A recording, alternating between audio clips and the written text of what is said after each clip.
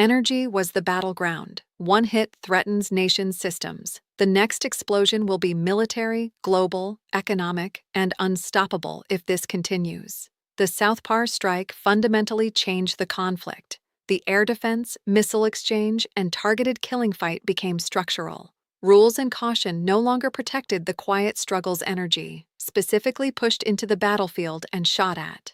South PARS goes beyond gas. Iran's energy infrastructure powers factories, power plants, and millions of homes. The size is functional, not decorative.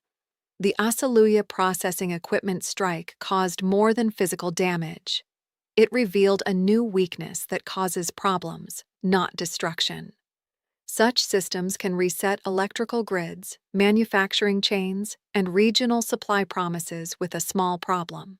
Structure exposure was the main issue, but fires followed. For decades, energy infrastructure in major producing states was assumed to be safe because hitting it would destabilize, not impossible. Suddenly, the plan failed. The attack destroyed equipment and a barrier. South PARS strategic targeting shows changed priorities. Military advantage goes beyond undermining an opponent's weapons or command. Now it can change state-sustaining systems. This changes the battlefield from military to economic lifelines, where the goal is system disruption to maintain pressure. The effect started immediately in Iran. Gas flows are crucial for power and petrochemical production. Short or long interruptions strain complex systems. Industry slowdowns, power outages, and distribution issues don't occur simultaneously. They gradually build pressure points. The strike begins a long-term internal stressor. This moment is special because of the target's size and nature. Unlike military bases, energy infrastructure is civilian-friendly. This makes distinguishing strategic assets from public needs difficult. The difference is less important after hitting it. Infrastructure is part of the conflict's informal legal ground. Iran reacted differently, but based on the change. Within hours, missiles hit Gulf energy sites, expanding the battleground. Not a copy of the first strike, but expansion. The reaction targeted regional energy network nodes, not just Israel. Qatar's Laffan industrial complex was popular. The largest liquefied natural gas plant in the country makes it important internationally. Balanced LNG supply worldwide, especially in Europe and Asia, depends on it. The message went beyond revenge when missiles started fires and halted operations. The Gulf Energy Corridor may join the fight. This growth alters war. Two main actors transferring force over a fixed axis no longer define it. This network war targets pipelines, terminals, and processing plants that link states to a common risk environment. Each strike indirectly boosts military support. Different regions responded differently. Saudi air defenses protected key buildings. UAE gas sites halted operations due to missile interceptions and debris. These behaviors show that the person has moved from watching to actively defending himself, even though they haven't fought. How quickly things worsen depends on target type. Constant energy flows through infrastructure. They must act quickly when something goes wrong because it affects downstream systems. Due to the shorter schedule, decisions must be made quickly and with little information. Authorities, operators, and security agencies must respond simultaneously, each handling a different aspect. Investors recognize the change immediately. Supply issues carry a risk premium, raising oil prices. European gas markets reacted strongly to LNG shortage concerns. Supply channels and production hubs are unstable, so these changes aren't guesses. Immediate price changes only reveal part of the story. Worrying long-term is worse. Brief fixes don't fix infrastructure. Large plants require time for repairs, safety checks, and recalibration. Production and distribution decisions are difficult, even without further physical damage due to strike uncertainty. Countries dependent on energy flows face more than price changes. Supply reliability counts. Importing nations must now consider geopolitical risk. This affects everything from energy planning to factory output. The Strait of Hormuz remains in this equation. Much of the world's oil and gas flows through this small area. Hard-to-reach escalation strengthens individual strikes. Risk perception affects shipping, insurance, and goods movement even if the port doesn't close. This builds layer by layer. First strike sets new goal. Area grows with this reaction. Regional defenses increase participation. Markets read physical risk as financial signals. Every layer builds on the last, creating tension off the battlefield. The fight now transcends military strategy. Energy security, economic stability, and regional alignment are involved. Flames, strikes, and fast exchange indicate a deeper change. In real time, it changes what can be hit and must be protected. Modern warfare targets went beyond building damage after the South PARS attack. International law has long blurred civilian military targets. Life and state functioning depend on energy systems, which are gray. That uncertainty was confirmed by their attack on Iran's vital electricity network. Started work. Slowly evolving strategic arguments drive this change. Modern states don't fight for pleasure. To operate under pressure, they need interconnected financial, industrial, and energy supply chains. By that logic, South PARS and other infrastructure are not civilian utilities. The system makes the nation strong and conflict-resistant. The argument is not alone. Modern wars increasingly blur civilian military lines. Bank cyber attacks, economic sanctions, and logistics network attacks show that internal institution damage is as effective as military action. Such an idea was used extensively in the South PARS attack. Legal issues arise immediately. Attacks must target military targets and minimize civilian casualties under international humanitarian law. Military objectives help the military function and give it an edge when destroyed. A gas field powering civilian infrastructure may qualify. Strategic decisions are uncertain because there is no right answer. Israeli action connotes broadness. Energy infrastructure is a target if it allows a state to go to war. This view expands military necessity into previously off-limits areas. It adds new conflicts to legal frameworks rather than rejecting them. Iran extended this logic. Iranian attacks on Qatari energy installations and threats to other Gulf suppliers supported this classification. The message was clear but not legal. If one side considers energy infrastructure a battlefield, the other will too, regardless of bilateral boundaries. Feedback loops form from mutual adoption. Each side's actions legitimize the other's decisions, not agreement. Multiple attempts to seize similar assets create a pattern that becomes the norm without legal backing. When things get worse, these trends may stabilize quickly. Gulf state involvement complicates things. Laffan and other regional energy network facilities are Israel-Iran targets despite not being directly involved. This questions neutrality and indirect participation. Responding to activities in another country by attacking third country infrastructure expands the legal and political limits of the conflict. Qatar's condemnation, damage assessment, and diplomatic measures show it's trying to avoid the dispute while dealing with its effects. Targeted changes that position simultaneously. Damage to national assets makes neutrality harder. This forces states to rethink their security and diplomatic alignment, not fight. U.S. response adds layer. Government distance from the first strike shows it wants political distance from the decision. However, threats of overwhelming response if things worsen send a different message. Deterrence is claimed without blame. This dual posture indicates relationship conflict. Everyone must know the goals and actions in complex situations to coordinate. A large escalation without alignment shows poor coordination.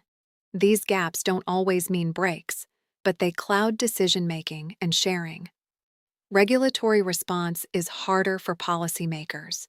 More activities increase legal uncertainty, once manageable. Every strike and new target group complicates engagement planning. Things could worsen unexpectedly. Diplomatic channels, international organizations, and conflict-related legal authorities are strained. They work best when rules and definitions are universal. Real-time disagreement and definition changes reduce institutional control over behavior. Event impact decreases over time. Domestic politics stories also get serious. Each country frames the war differently to fit the expanding action. Strategic decisions in response to emerging threats increase public support but limit de-escalation. This internal dynamic affects how people act outside, making it harder to agree as people become more set in their ways. Reaction follows justification. The cycle starts with legal and strategic explanations, then changes. People make snap decisions rather than well-reasoned ones. Conflict drives action, not framework. This environment makes restraint harder. Performers don't quit. Behavior standards change. Escalating becomes normal, and pressure creates new borders to cross. Attacks on South PARS and the Gulf were planned. They demonstrate how legal interpretation, politics, and strategy change things. Action, not agreement, can change conflict lines at any time. State and non-state institutions must adapt irregularly to fluidity. Working under pressure with changing rules and short-term effects is hard. Systemic response and strategy-driven escalation follow. When Gulf oil infrastructure was directly threatened, regional states went from watching to being threatened. It happened quickly because important national assets were in a growing war despite diplomatic signals. Economic stability and energy flow were no longer protected by geography and neutrality. They joined the battle because they were nearby and useful. Qatar needed multiple solutions. Diplomatically, denouncing the Laffan strikes showed sovereignty. Removing aggressor-connected foreign workers was a breach. These symbolic and institutional responses to duress change connections. Keeping neutral when infrastructure is attacked is harder.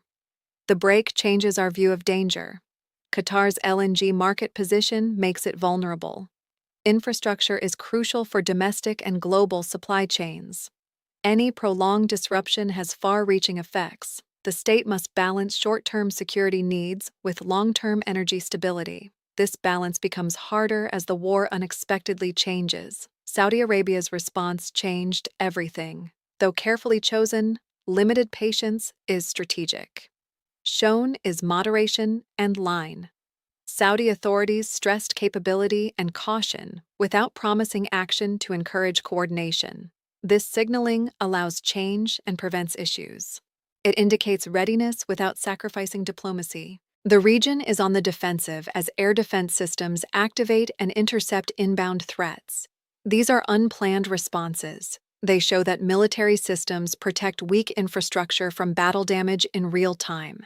These conditions blur participation and protection. UAE started trending similarly. Intercepted projectiles and gas plant suspensions reduce risk-taking. Decisions are based on damage and potential threats. Stressed systems often act this way. Even with lower productivity, it prioritizes safety and continuity. It involves energy operators. Distribution, processing, and extraction companies are no longer business-oriented. Their choices immediately affect strategy. Stopping manufacturing, changing goods flow, or delaying activities are now business-impacting security responses. Company decisions become frontline. This change requires private companies to work with government. Security, infrastructure maintenance, and contingency planning must be agreed upon by company and government management. Because of shared issues, public and private sectors blur. Conflict strengthens this convergence. Making these decisions quickly shows urgency. Energy systems cycle constantly, making changes difficult to accept. When facilities are damaged or threatened, operators must stabilize operations, protect workers, and check infrastructure integrity immediately. These actions occur alongside government responses, creating a multifaceted response. Also, diplomatic channels are open. The dispute can be contained by regional meetings, announcements, and private conversations. Faster events have less impact. Diplomatic intervention decreases when missiles hit infrastructure within hours. Escalation institutions must act, not prevent. This reactive approach applies to international organizations. Prudence and lawfulness are still required, but states' compliance under pressure determines their effectiveness. As the conflict progresses, institutions' claims become less realistic. Global governance systems are still in place but being tested. This requires difficult coordination. All Gulf governments want to defend their oil infrastructure, but their political and strategic goals differ. To reach a consensus, each state must negotiate and make concessions while addressing its urgent issues. Internal dynamics may enable coordination. Foreigners closely monitor the situation. Global concerns about Gulf energy sources' stability can impact economies elsewhere. Asian and European LNG-dependent governments consider backups. Strategies like strategic reserves, alternative suppliers, and demand control reduce vulnerability. Pressure builds from these responses. Governments handle security and diplomacy. Militaries defend and businesses adapt. Each part works in its own way to maintain stability in a rapidly changing world. Combination alters escalation. It no longer follows military plans. Interactions between players who respond to the same triggers shape it. When infrastructure fails, operations change, affecting markets and politics. Feedback loops become more complicated as more things can go wrong. These situations make control harder. Stabilizing one system component can affect others unplanned. Stopping manufacturing for safety could cause shortages, market volatility, and political pressure. Coordinate these interdependencies, which is difficult in real time. This has escalated the disagreement to include interaction. Overlapping state, business, and institution responses strengthen the effect. A targeted attack has spread to energy infrastructure, regional security, and global markets. Conflict economics become more important as tensions rise. Institutional responses to imminent threats affect energy prices, supply chains, and financial systems. Global markets and economic stability are disrupted by the conflict. Financial markets acted swiftly and decisively. No time to think or figure out what was happening. Risk was revalued in real time as markets and institutions adjusted to Gulf oil infrastructure vulnerability. Oil prices rose, indicating a problem and potential instability. In Europe, where supply restrictions affect price, gas markets followed suit. Rise was real, not just headlines. It was a structural response to fundamental assumptions changing. Markets work because people expect continuity. Transit, supply chains, and infrastructure must work. Prices change when assumptions are questioned to reflect uncertainty. This doubt existed due to apparent harm, active threats, and energy node attacks' popularity. LNG infrastructure breakdown, compounded supply loss.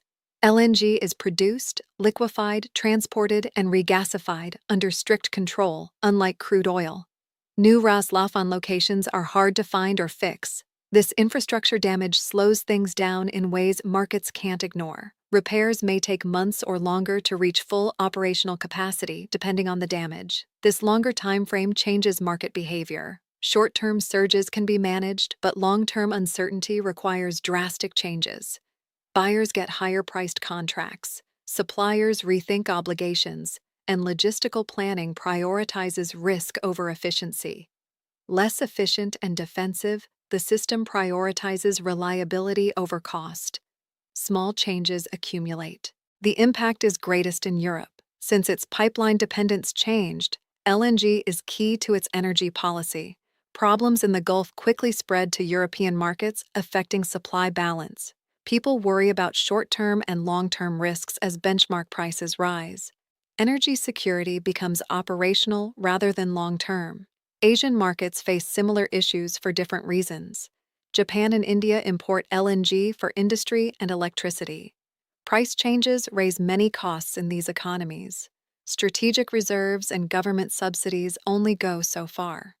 Long-term high prices hurt government finances and the economy. Effects vary by person. Larger economies can handle volatility with financial reserves, supply options, and shock-handling regulations. Small economies, especially those with low fiscal capacity or high energy imports, have fewer options. Rising prices can reduce purchases, not because they're more efficient.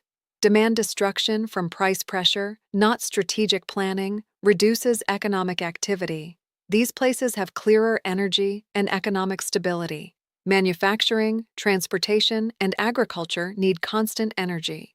Rising or falling costs affect production. These changes significantly affect trade, inflation, and jobs. Energy prices affect other economic indices. The financial systems react simultaneously. Investors assess risk across sectors, including energy. Energy-intensive companies may change their valuations, while supply chain companies may anticipate higher prices. Exchange rates can reflect these pressures, especially in energy-importing nations. Oil prices and financial stability become clearer with volatility. Also important is continuity perception. Real disruptions and future expectations affect markets. Participants must consider a pattern when targeting multiple energy centers. Price models allow for more strikes even if none occur immediately. This creates long-term risk premium. Shipping and insurance evolve. Risk assessment is crucial for the Strait of Hormuz, a strategic choke point. Higher insurance costs for passing ships indicate a higher threat. Extra costs are passed down the supply chain, raising prices. Logistics are crucial to economic impact but often overlooked in early calculations. Consider strategic reserves now. Governments release oil or gas to stabilize markets. They help but don't solve. Intervention effectiveness depends on disruption length. Reserves and price influence will decrease with volatility. Economic plan energy risk inclusion changes are the biggest structural effect. Once minor issues are now major ones. Long-term contracts, new energy sources, and innovative energy sources are getting more attention. However, changes take time. Economy must adapt to existing systems in the short term. Answers become more complicated. Actions in the short term stabilize markets and supply. Medium-term strategies aim to change budgeting and buying habits. Long-term plans include risk-reducing structure upgrades. Layers interact to create complex adaptation. The interaction suggests a global economic stress test. Strike, then infrastructure targeting, started it. Market, policy, and operations responses reveal system strengths and weaknesses. Some parts are stressed, but others absorb shock. The outcome varies, but it shows how interconnected economies handle major issues. Change shifts attention from immediate market reactions. People wonder how long high-risk systems can last, how well institutions can collaborate, and how quickly changes can be made. Questions like these shift analysis from events to structures. Conflict has raised economic risk. Also crucial is supply and demand infrastructure stability, moving from price management to system resilience. The South PARS and Laffan events are linked. They indicate a bigger change. Governments, markets, and institutions view conflict-related energy infrastructure risk differently. It challenges decades-old economic planning. Local disruption goes global. What started as a dispute-specific attack has spread globally. Energy flows, financial stability, and economic growth shape conflict. When the focus shifts from short-term reactions to long-term changes, long-term effects can be examined, such as how prolonged instability can affect energy, conflict, and global stability. The South PARS and Laffan attacks alter the escalation. Once protected infrastructure due to mutual vulnerability and global dependency is now a battleground. No emergency prompted this change. Strategic goal setting has evolved. Energy systems, once too important to attack, are now being assessed for disruption advantage like military bases. This changes modern warfare. Beyond land and military power, control exists, measuring state power over energy, money, and logistic systems. Disrupting these flows can affect governance, economic stability, and public order off the battlefield. This model plans paralysis, no occupancy required. It must split. Change affects more than participants. When things get tough, global energy dependency undermines stability. It connects stable systems and disrupts targeted ones quickly. Not all strikes stay. It spreads to non-war economies via supply chains, pricing, and industry. Paradoxical link. Networks improve the world but increase its vulnerability. One area's infrastructure damage affects everyone differently. Reserves and diversity help some economies absorb shocks. Higher prices and less availability affect some people immediately, changing their consumption and production. Along resilience and exposure lines, the system fails. This trend may alter state energy security policies. Militarizing infrastructure is one option. Former economic assets may now be linked to national defense policies for better security, surveillance, and backup. Danger remains, but troublemaking is harder. It also makes energy systems strategic targets by deepening conflict logic. Diversify is another response. States may invest in new suppliers, storage space, and flexible logistics to reduce their dependence on one source or route. This method diffuses risk but increases cost and complexity. Diversification requires infrastructure, long-term contracts, and government support, not supplier switching. The change is slow and only works with good alternatives. The third method is structure change. The events in South PARS and Ras Laffan may increase interest in decentralized energy systems and other technologies. Risk levels vary for renewable energy, regional grids, and localized production models. Disruptions can occur, but their spread reduces the impact of a single point of failure. These changes require long-term investment and government commitment and are not imminent. These answers needn't differ. States typically use a mix of methods to balance short-term security and long-term flexibility. These steps must be coordinated within states and between international alliances. Energy systems are global, and collective action and state policy affect their resilience. Deterrence issues arise from targeting infrastructure standardization. Traditional deterrence models emphasize military power and reprisals. Adding energy systems changes math. States must consider both the direct and long-term effects of violence on their economies. Hazards are spread across several areas, complicating the deterrent environment. In this situation, institutions matter more. The effectiveness of legal frameworks, diplomatic channels, and international organizations for conflict management depends on collective adherence to standards.